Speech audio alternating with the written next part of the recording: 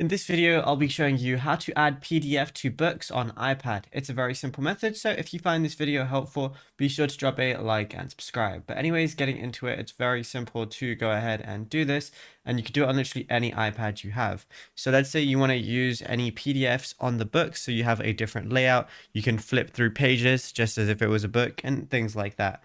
So I have my books application right here, but what I want to do is locate the PDF. In my instance, it's this right here because I converted an image to a PDF. But all I want to do now is once you have it open, it could be on any application, go ahead and find the share icon. For me, it's on the top right. Once I click the share icon, I see a lot of different options right here. All I want to do is find the books application. If you don't see it, go ahead and press more.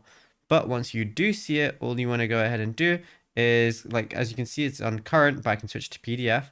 But all I want to do is put it on books. It's going to say discover new books. I'm going to press not now.